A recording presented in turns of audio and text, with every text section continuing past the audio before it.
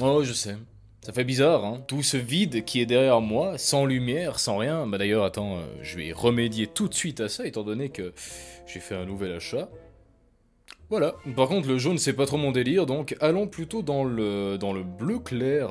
C'est pas mal. Bon, vous le remarquez très bien, le décor est en travaux. Ça me prend énormément de temps de réflexion, parce que ouais, ça prend pas 2 minutes pour faire un décor, tu te doutes bien de ça. Mais je pense qu'on est dans la bonne voie, donc je me fais pas trop de soucis. Bon, aujourd'hui, tâche très importante à mes yeux, Ouais. Disons que j'avais envie de partager avec vous mes plus grandes phobies. Quelle connerie. Oui, quelle connerie, parce que je sais même pas pourquoi je vais vous parler de ça. D'habitude, j'en parle à personne. Mais je pense que vous le partager me fera le plus grand bien, surtout que c'est des phobies qui sont relativement, banales en fait. Beaucoup de gens les ont, et assument pas du tout, tu vois. Alors déjà, expliquons ce que c'est la phobie. Une phobie est une peur démesurée et dépendante d'un ressenti plutôt que de cause rationnelle. Alors pour la peur démesurée, je suis totalement d'accord, par contre pour ce qui est de ne pas se baser sur des choses rationnelles, je sais pas trop. Parce que déjà, prenons ma première phobie. Il y a de cela des années, quand j'étais encore un petit bambin tout innocent, nous sommes allés avec ma famille en Corse. Et disons que c'était la première fois qu'on y allait, on savait pas trop comment ça se passait, tu vois, et mon père a eu l'idée d'aller dans un camping, et de ce fait, il a pris une roulotte. Enfin, c'était plutôt la roulotte d'un pote qu'il a emprunté et qui était déjà posée sur le lieu, donc tu vois, il a pas eu à se fouler. Une fois arrivé sur le camping, on tombe sur cette fameuse roulotte, et d'ailleurs on a dû l'ouvrir avec une putain de... je sais plus comment on appelle ça, bah disons une pince, parce qu'en fait il y avait toujours le cadenas, tu vois, donc on a dû forcer. Et tu vois, je suis le premier à être rentré dans cette putain de roulotte, et devine sur quoi je suis tombé. Ouais. Ouais, des putains d'araignées de partout, mec. Dans les lits, dans les couvertures, on ouvrait une armoire, il y avait des araignées comme as, mec. Et moi, tu vois, à ce moment-là, je commençais à suer des boules. Mais je commence à me calmer, je me dis, ok, c'est bon, on s'en fout, on va pas dormir là-dedans quand même. Devine ce que mon père a fait. Ouais, il m'a fait dormir dans cette putain de roulotte sans la nettoyer. On a dû dormir avec des araignées qui te grimpaient sur le visage et qui te touchaient en mode mi. Le lendemain, tu te doutes bien que j'ai pas dormi de la nuit, et de ce fait, j'avais vraiment les glandes, et j'ai menacé mon père de cramer cette putain de roulotte, ouais, je te jure. Finalement, c'est mon frère qui allait dégommer toutes les araignées, parce que moi, je pouvais même plus rentrer dedans, c'était fini, c'était terminé. S'il y en avait encore une, mais mec, je partais en courant. Mais aujourd'hui, le problème, c'est que cette phobie a évolué, et donc, je commence de plus en plus à flipper des insectes en général. Alors oui, bien sûr, pour les puristes, les araignées, c'est pas des insectes, mais par contre, tu vois, ça rampe quand même comme un connard d'insecte. Bon, je vous rassure, les fourmis, les sauterelles, les trucs comme ça me fait pas paniquer. Bon, quand même, t'as des sauterelles qui sont quand même assez balèzes. Donc aujourd'hui, on va essayer de vaincre cette première phobie, hein, en allant regarder des vidéos. Voilà, on va regarder des vidéos, on va se torturer, je vais pleurer. Elle est reconnaissable au dessin en forme de sablier rouge qu'elle arbore sur l'abdomen. Ah mais regarde cette gueule mec, c'est dingue. Ah et t'entends ce petit bruit des pattes là. Alors là déjà c'est une petite araignée, la veuve noire je crois qu'elle est grande comme ça, mais même là ça commence déjà à s'emballer un peu. Ah, oh, ça c'est le pire. Oh ça c'est tellement le mauvais mec. Non là j'ai mis sur pause mais... Ah, putain, mais quelle salope. Désolé pour ceux qui aiment les araignées, hein, mais moi je peux pas. Ça a un corps bizarre, ça a plein de pattes, plein de poils, c'est... Oh, passons à une autre araignée, peut-être un peu plus dégueu quand même, pour voir ce que ça fait. Ces impressionnantes chélicères, véritables tronçonneuses, sont capables de broyer la carapace d'un scorpion. Mec, c'est quoi ces poils? Mais c'est la terminaison collante de ces pédipalpes qui constitue l'arme la plus redoutable. À leur extrémité,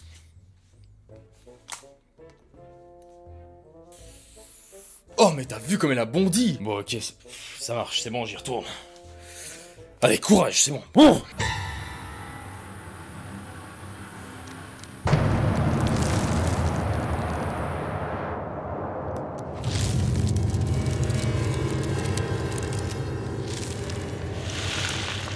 ces pédipalpes sont aussi collants que de la glu.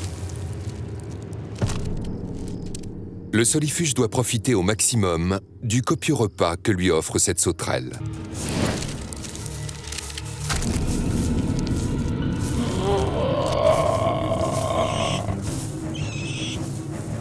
J'ai rarement vu une bestiole autant deg. Pourtant cette bestiole elle a un nom assez tranquille je trouve, ça s'appelle solifuge. Attends, la plupart des solifuges vivent dans les régions tropicales et semi-tropicales, préférant les régions chaudes et sèches. Ça veut dire par exemple dans la vidéo on l'a vu dans un désert. Je vous jure, si j'avais croisé ça dans le désert au Maroc, j'aurais eu... Bah je me serais barré en fait. On m'aurait pas retrouvé, je serais sûrement mort de soif, mais ça fait rien, au moins je serais loin de cette bestiole. Oh putain, c'est quoi ça? Ces araignées se cannibalisent. On clique dessus. Ça va t'aider pour tes phobies, nanana, ta gueule. Se déplacer dans le désert n'est pas toujours facile. Mais cette araignée a trouvé la technique.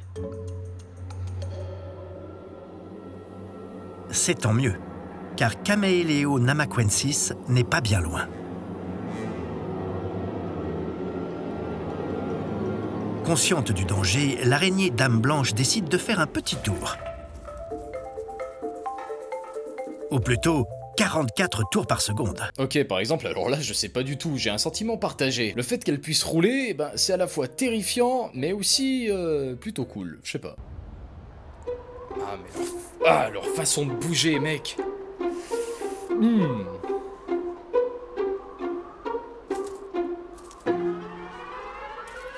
Elle finit par l'inviter à dîner.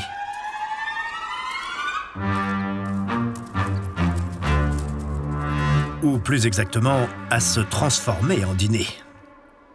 La pire bestiole que j'ai jamais vue de ma vie. L'araignée Dame Blanche, mais quel joli nom, dis donc! Avant qu'elle te bute et qu'elle te bouffe dans son putain de terrier. Alors, bilan de la situation, est-ce que j'ai réussi à régler ma phobie? Pas du tout. Mais je pense que ça m'a fait un petit peu relativiser sur les araignées qu'on a ici, tu vois. Parce que nous, le maximum qu'on puisse avoir, c'est des araignées un peu commasses, tu vois, plutôt tranquilles. Ok, elles ont une façon de bouger qui t'affole, c'est tout à fait normal, mais par contre, comparé à ces monstres, ça reste quand même des araignées qui sont tranquilles, donc prochainement, enfin pas tout de suite parce qu'il me faut quand même un moment d'adaptation, mais je pense qu'à l'avenir, je relativiserai beaucoup plus et je serai beaucoup plus calme en présence de petites araignées. Voilà, on passe à la deuxième phobie maintenant. Quand j'étais petit, j'avais une peur panique de l'eau, j'avais l'aquaphobie en fait. Je sais pas, j'avais peur de la flotte, mais finalement j'ai réussi à vaincre cette peur, mais j'en ai gagné une autre. Une qui n'a rien à voir avec la piscine ou le lac, hein, pas du tout, c'est la thalassophobie. Disons que j'ai pas vraiment peur de la mer, tant que je me trouve pas à l'intérieur. En fait, si vous voulez, j'arrive à nager dedans, mais disons à une hauteur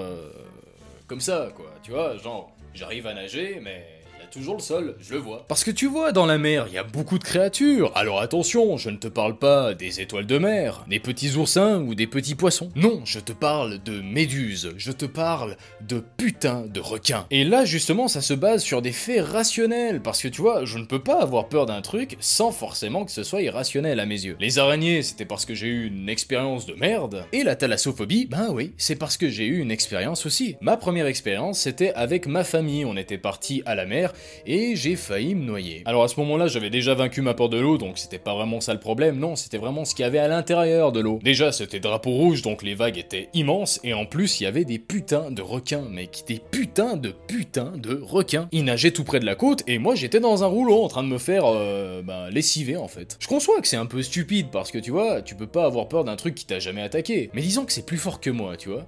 Peut-être que si je faisais de la plongée, j'aurais une autre vision de ce monde marin, et peut-être que ça vaincrait ma phobie en fait. Voyons déjà si ça marche avec des images. C'est le requin le plus effrayant qui ait jamais existé. Oh! Il a perpétré plus d'attaques sur l'homme que n'importe lequel de ses cousins. Notre chasseur attend le moment idéal pour se jeter sur sa victime en étant sûr de ne pas rater son coup. Brusquement, par en dessous et par derrière, le requin s'élance sur sa proie comme un missile. Putain, mais mec, c'est Atteignant surtout parfois la ça. vitesse. Ce que je déteste avec les requins, c'est qu'ils sont fourbes. Ils t'attaquent par en dessous, mec. Ils nagent sous toi, et s'ils remarquent que t'es une proie, comme ça, ils remontent et ils te dégomment. Voilà, donc là, on a vu un requin blanc. C'est quand même un animal qui fait 6 mètres de long. Je vous ai dit, c'était balèze. Il y a une créature qui me fait encore plus flipper que les requins. Je crois que ça s'appelle... Putain, c'est quoi le nom? Ouais, c'est ça, c'est des murènes. On voit ici que les murènes sont des prédatrices terriblement puissantes. Celle-ci quitte sa tanière pour pouvoir changer la position de sa morsure, parce qu'elle doit attraper la tête du requin en premier si elle veut l'avaler. Le requin en profite pour essayer de s'enfuir. Mais juste au moment où il va réussir, la murène le saisit par la tête, puis elle manœuvre de façon à le placer dans sa gueule. C'est là qu'une super adaptation entre en jeu. Oh putain. Comment va-t-elle avaler ce requin? En fait, elle dispose d'une deuxième mâchoire, la mâchoire pharyngienne, située au fond de sa bouche. Comme la créature dans Alien, celle-ci peut avancer, crocheter sa proie et la pousser vers sa gorge pour commencer à l'ingurgiter. On passe à autre chose? Putain mec. En fait ce truc peut à la fois te saisir comme ça, mais aussi te bouffer en même temps. En gros, t'as aucun moyen de survie, et je pense que là, tu commences à comprendre pourquoi je ne veux pas aller voir ces trucs, en fait. Bilan de la situation, je ne suis pas guéri. C'est toujours assez bizarre de partager ses phobies, parce que tu vois, on n'a pas forcément l'habitude de parler de quelque chose qui nous rend faible, ou nous donne l'illusion d'être faible. Mais c'est une excellente thérapie de pouvoir se confier, donc si vous avez par exemple une phobie, confiez-la à vos proches, je pense qu'ils seront totalement compatissants, et qu'ils vont vous aider dans ce sens. En tout cas, j'espère que la vidéo vous a plu, moi j'ai passé un moment... disons, relativement peu agréable. Dans tous les cas, nous on se revoit très prochainement dans une nouvelle vidéo, peut-être la vidéo setup, parce que ouais, ça avance à vue d'œil. Donc profitez de votre temps libre si vous n'êtes pas encore au boulot, et nous on se revoit la semaine prochaine pour une nouvelle vidéo. Allez, ciao!